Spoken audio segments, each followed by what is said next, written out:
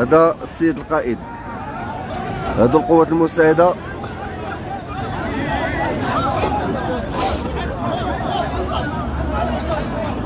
المهم راه غادات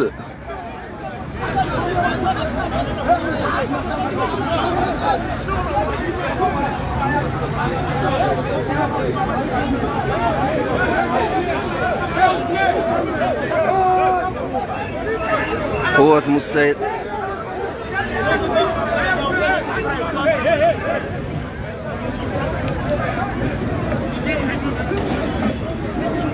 قلت لكم بأن الأجواء مكربة، وهنا بضرب كبير. ولاد زيان بارطاجيو، على الأقل توصل للمسؤولين يعرفوا الإخوة الأفارقة جنوب الصحراء شنو عاملين في المنطقة من التوتر. اشنو كيطلبوا منهم؟ انهم يجيو باش نساعد. ماشي مشكل،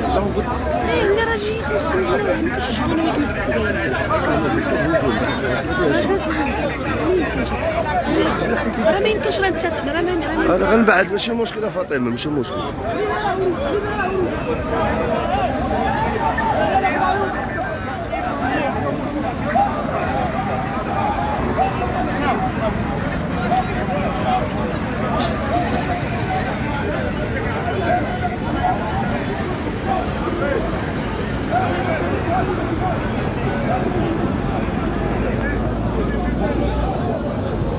فهناك استنفار أمني كبير، لم طرف رجال الأمن، لم طرف القوات المساعدة، الكل في حالة استنفار، الكل في حالة هروب من أجل الانطلاق، لأن الأمر أصبح خطير في المنطقة. الأسر والعائلات كيشتكيو، أصحاب السيارات كيشتكيو، الكل يشتكي. وتخيلوا اليوم بان توصل الامور انهم يرشقوا رجال الامن بالحجاره، فهنا ولات السيبه.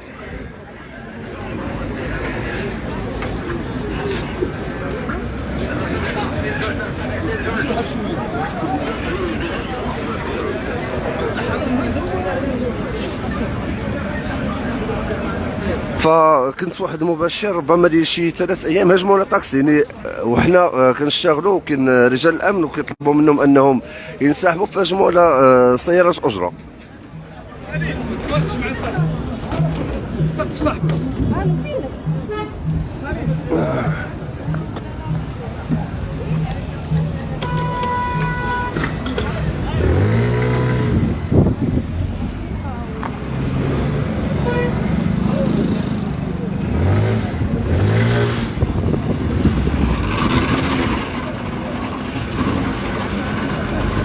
إذا رجال الأمن منطلقين الآن، لأن اليوم خاصو يدار حل، اليوم خاصو يدار حل. وهنا هذاك الشيء خطير، كلهم مسلحين بالحجارة، الحجارة الكبيرة، يعني ماشي داك الحجر الصغير ولا. وعندهم كذلك كاين حتى السلاح الأبيض.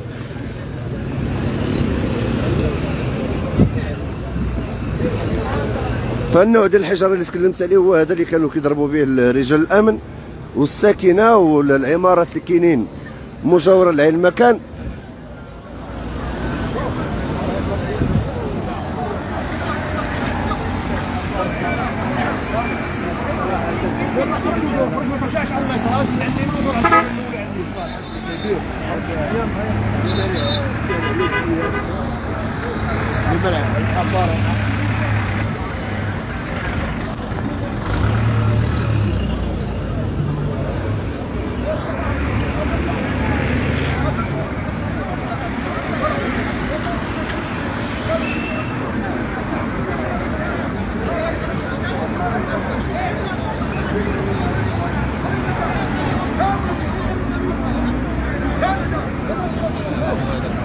شو كيعنصري؟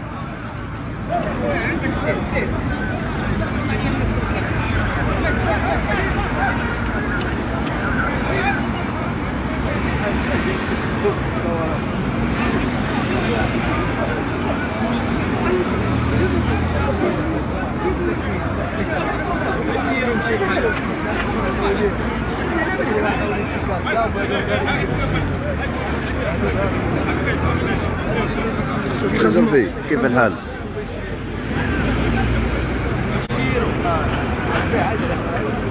راه تقدر تجي حجره من رجع له رجع له.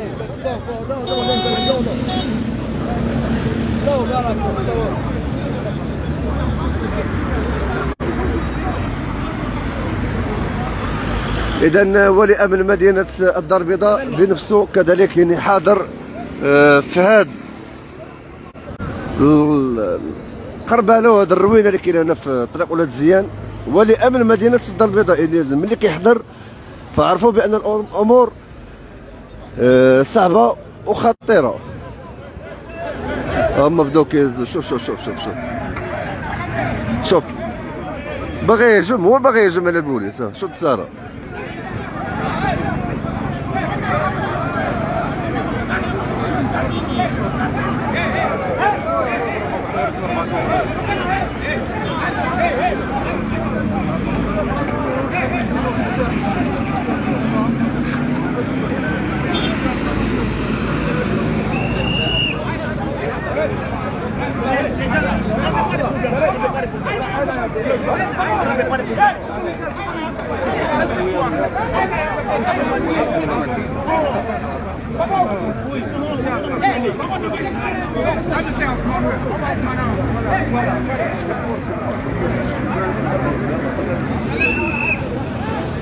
فكان واحد من الممثلين من هاد الافارقه جنوب الصحراء مع ولي امن مدينه الدار البيضاء، وحتى البقيه اللي كاينين كيرفضوا انهم يتكلموا حتى مع رجال الامن.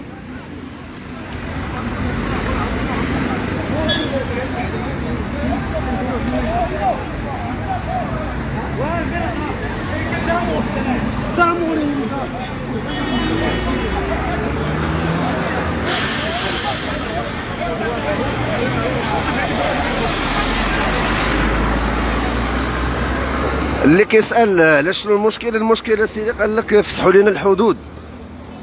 دابا هادو تيقول لك فتحوا لنا الحدود، بحال المغرب عنده الصور ديال الحدود غادي يمشي فين غادي يفتحهم لهادوك اللي هوك غادي يدخلوا عندهم غادي يصفيو عليهم لانهم كيجيبوهم كيلوحوهم في الصحراء. اسبانيا راه كاين غير البحر وكينسبتوهم ليليا. شنو الحدود غادي يتفتحوا؟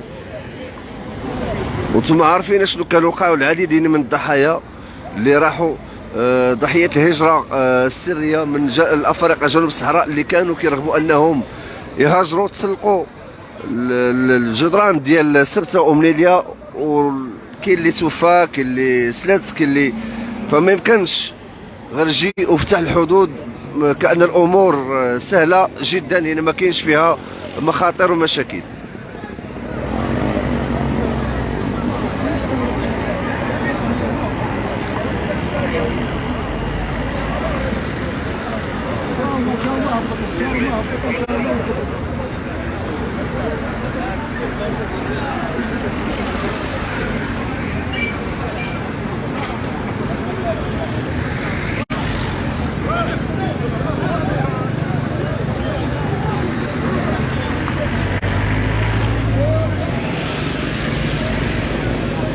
وهذا اسبوع كنا خرجنا في واحد الحمله ديال رجال السلطه المحليه، تم ضبط واحد الكميه كبيره من مخدر الشراء. راه كلشي موثق، وربما شاهدتوا المباشر تقريبا 780 حبه من مخدر الشراء، كذلك بعض الكحول اللي كيبيعوها. وهذا الشيء من بعد ما تم التدخل فالكل تلقى السب والقذف والرشق بالحجاره من طرف افارقه جنوب الصحراء اللي حنا كنتكلموا عليهم، كيتواجدوا امام محطه ولاد زيان وفي طريق ولاد زيان وفي الازقه ديال درب كبير.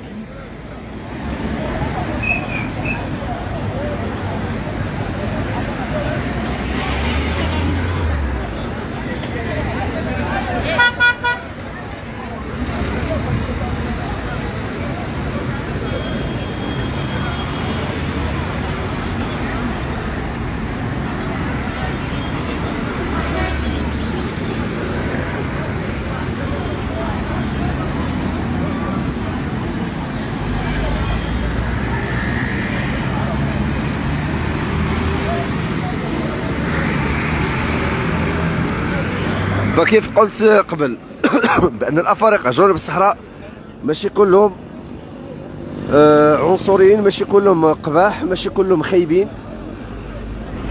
هناك افارقه من جنوب الصحراء مستقرين. اذا رجال الامن والقوات المساعده الان يعني كيحاولوا انهم يتقدموا تحسبا لاي هجوم.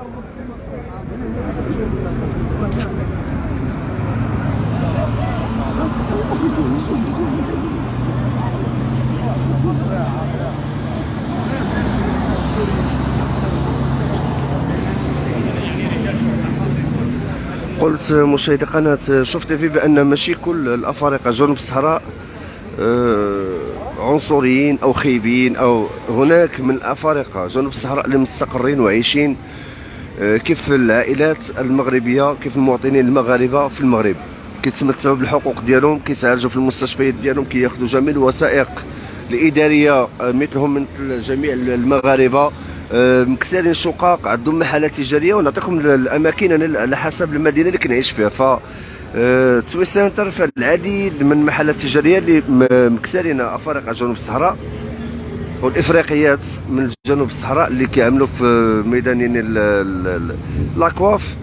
كاين كذلك في السوق ديال باب مراكش العديد من المحلات او اغلب المحلات هما كيشتغلوا فيهم افارقه جنوب الصحراء. اذا تكلمنا على باب مراكش فيه بزاف ديال المحلات وبزاف ديال الصنايع. بعض الاسواق الاخرى اللي كتواجد في المنطقه ديال حي حسني والولفه اللي فيها العديد كذلك من نقدر نقول اسر، لان الناس تزوجوا وولدوا عندهم الابناء ديالهم تخلقوا هنا في المغرب. كذلك هناك العديد من الشقق او الاحياء اللي فيها اغلبيه ديال الساكنه من الافارقه جنوب الصحراء، رياض ولفه، الحي حسني، بالاخص منطقه الولفه منطقه الولفه والحي حسني والازهر.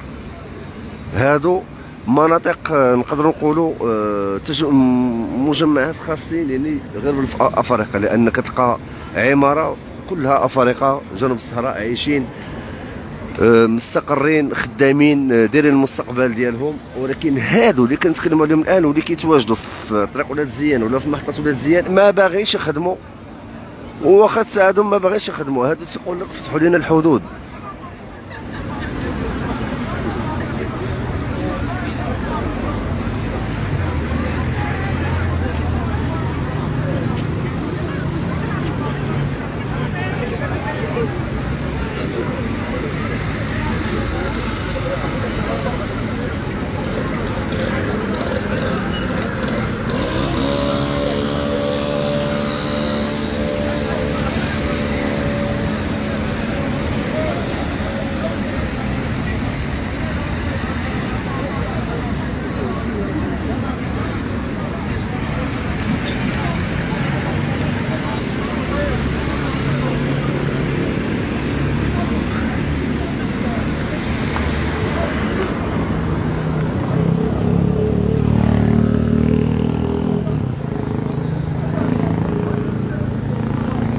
فدو كيف قلت بانهم كلهم مسلحين. انا نقرب لكم من الاستعدادات الامنيه والتواجد الامني المكثف هنا بمحيط درب كبير محطه ولاد زيان.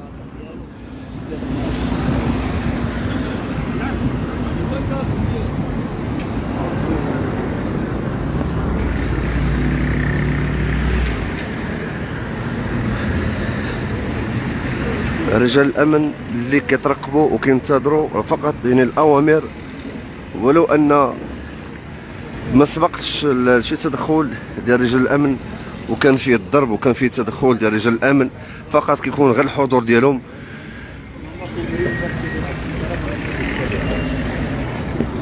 من اجل خلق واحد التوازن، لانهم مكثر مسلحين، فكيكون الحضور فقط من اجل الحضور وخلق التوازن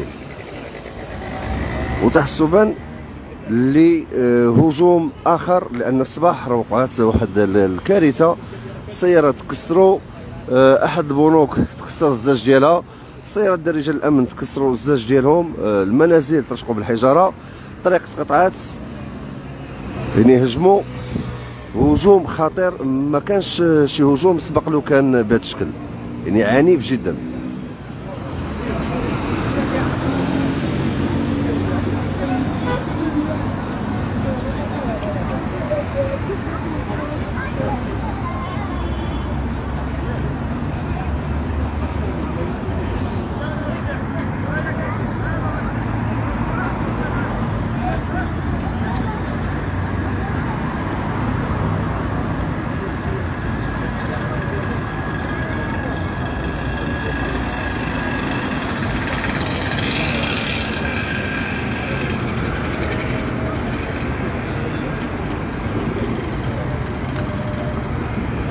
لان خاص واحد الحل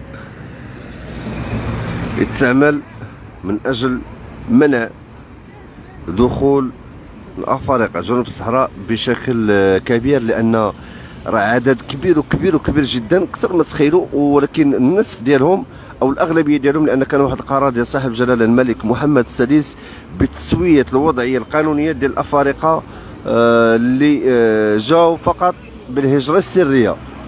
سوات لهم الوضعيه ديالهم، كلهم عندهم الحقوق والواجبات ديالهم كذلك، كيكريو وكيكتريو كياخذوا وكيخلصوا، فالامور عاديه جدا. ولكن حنا كنتكلموا على هذه الفئه اللي كتواجد لنا في محطه ولاد زياد، اللي الهدف ديالها هو الهجره السريه، باغين الهجره السريه.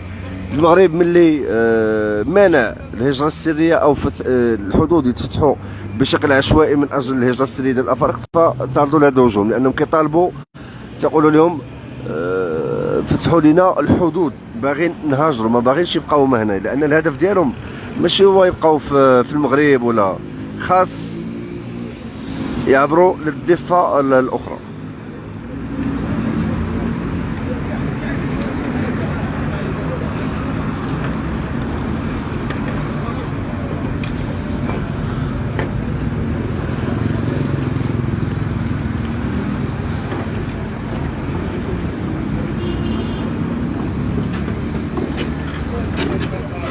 انا كنتمنى انكم تبارطاجيو، والمسؤولين والحكومه المغربيه انها تشاهد وتعرف بان راه ماشي كلشي مسالم، وماشي كلشي باغي يبقى في المغرب، وماشي كلشي باغي الوضعيه ديالو تسوى في المغرب.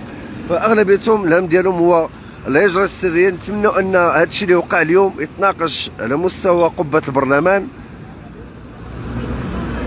ويشوفوا الحلول اللي خاصها الدار باش الحدود المغربيه تغلق، ما يبقاش كلشي داخل، لان العدد كبير، واغلبيتهم ما باغينش يسووا الوضعيه ديالهم، اغلبيتهم باغيين يهاجروا لاوروبا، ما باغينش يبقاو في المغرب. فللاسف هذا ما وقع اليوم في درب كبير، وبالضبط طريق ولاد زيان بالقرب من محطه ولاد زيان الطرقيه. فالساكنه تعرضوا واحد الهجوم خطير وكبير، كذلك نقدر نقول بان حتى رجال الامن تعرضوا لهجوم خطير، لان العديد من السيارات ديال رجال الامن تكسرات، ولا اصابه في صفوف افارقه جنوب الصحراء، لانهم كلهم واقفين، لان حتى واحد ما كيقدر يتدخل بحكم حقوق الانسان والامور اللي كتدخل فيها السياسه مع الانسانيه، بزاف ديال الامور كتدخل. رجال الامن قلت بانهم تكسروا لهم السيارات ديالهم. احد البنوك تعرض لهجوم، الساكنه والعمارات المتواجده في طريق ولاد زيان كذلك تعرضت للهجوم. الساكنه متقدمين بالعديد من الشكايات، دائما كيكون تدخل ديال رجال السلطه المحليه، ماشي تدخل عنيف فقط. كيطلبوا من الافارقه جنوب الصحراء انهم يغادروا الابواب ديال منازل الناس، لانهم حاشاكم كيتبولوا امام منازل الناس، وهما ما كيبغيوكش تهضر معاهم ولا تقول لهم حيدوا من هنا. كتقول لي حيد من هنا كيقول لك حقوق الانسان، فك معاه.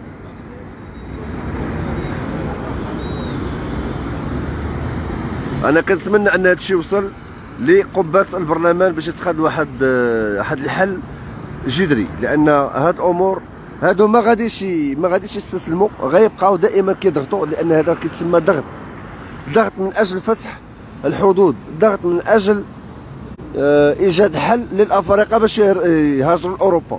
كنت تعرف شحال واحد باغي يهاجر لاوروبا، كاع ما تقولوا نتوما باغيين تمشيو. كاين عدد كبير من الشباب اللي ما لاقيش فرص ديال الشغل هنا في المغرب وباغيين تما يهاجروا، ولكن الحدود ما كيتحلوش بالسوارت. اذا غادي نوصل لنهايه هذا المباشر. بارطاجيو، تبارك الله عليكم ونهاركم مبروك. حنا مازال متواجدين في المكان، ريتما يكون الجديد.